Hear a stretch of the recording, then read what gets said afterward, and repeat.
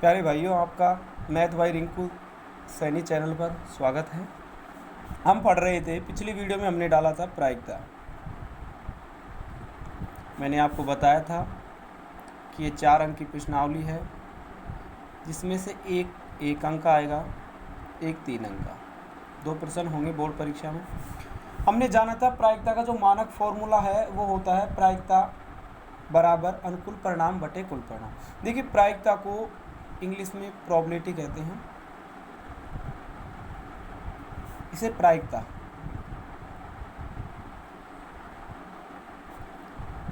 E4 होता है event, इसका मतलब होता है घटना।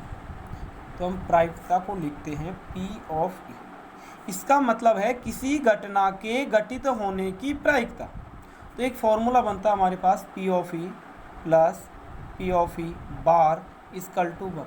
इसका मतलब ये हुआ कि किसी घटना के घटित होने की प्रायिकता और किसी घटना के घटित, ये बार है, ये नेगेटिव चिन्ह को शो करता है। तो किसी घटना के घटित होने की प्रायिकता और किसी घटना के घटित नहीं होने की प्रायिकता का योग कितना होता है? 1 होता है। ये हमारा फॉर्मूला है। इसके बेस पे कुछ क्वेश्चन लेते हैं। जैसे एक एग्जांपल लेते हैं हम, मोहन द्वारा किसी मैच को जीतने की प्रायिकता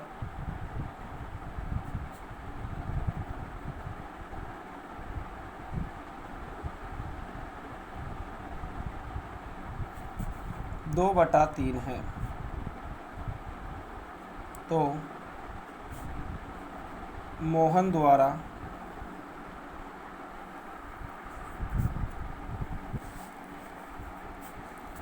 मैच हारने की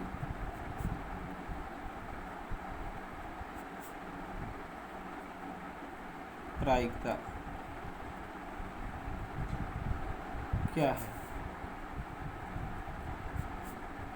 क्या होगी? देखिए, हमने पिछली बार जो पिछला वीडियो था उसमें डाला था कि प्रायिकता बराबर अनुकूल परिणाम बटे कुल परिणाम। जब इस जो ये फॉर्मूला है ये बता रहा है किसी घटना के घटित होने की प्रायिकता, यानी उसके मैच जीतने की प्रायिकता, तो ये हमारा हल है। P ऑफ E बोले तो मैच जीतने की प्रायिकता कितनी है? 2/3। मैच हारने की बोले तो नेगेटिव ज्ञात करनी है, यानी P ऑफ E क्या करनी है हमें? ज्ञात। तो हमारे सूत्र से बोले तो वी नाउ दैट, इसका मतलब होता है वी यानी हम, नाउ यानी जानते हैं, दैट यानी कि, इसका मतलब हम जानते हैं कि P of E plus P of E bar equal to 1। इसका मतलब होता है किसी घटना के घटित होने की प्रायिकता और किसी घटना के घटित नहीं होने की प्रायिकता का योग 1 होता है। P ऑफ E का मान कितना अपने पास? 2/3 plus P of E bar ज्ञात करना है equal to 1। P of E bar plus 1, plus का 2/3 है, इधर को पक्षांतरण करेंगे तो ये माइनस का 2/3। P ऑफ E बार, ये हल करना तो आप जानते ही होंगे। इसके नीचे 1 मान लिया, दोनों का लघुत्तम 3 होगा। 3 का भाग 1 में देंगे तो 3 बार जाएगा, बोल तो 3 माइनस, इसमें 3 का भाग 3 में दिया, 1 बार, 1 को 2 से गुणा किया 2, बोल तो 1/3। तो मोहन द्वारा मैच हारने की प्रायिकता क्या होगी? मैच हारने की प्रायिकता कितनी होगी? 1/3। ये हमारा आंसर होगा। बात करते हैं हम कुछ प्रायिकता की जो कंडीशन है।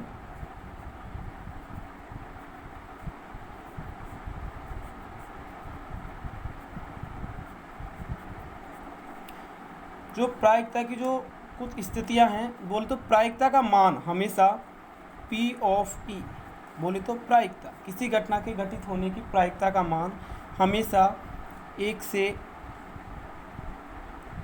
छोटा या फिर 1 के बराबर हो सकता है, लेकिन 0 से बड़ा या फिर 0 के बराबर हो सकता है। ये प्रायिकता की कंडीशन है कि प्रायिकता का मान हमेशा 0 और 1 के मध्य होगा, या तो 0 हो सकता है या फिर 1 हो सकता है। कुछ असंभव घटनाएं होती हैं असंभव घटना, असंभव घटना की प्रायिकता हमेशा कितनी होती है? 0 होती है। एक होती है निश्चित घटना,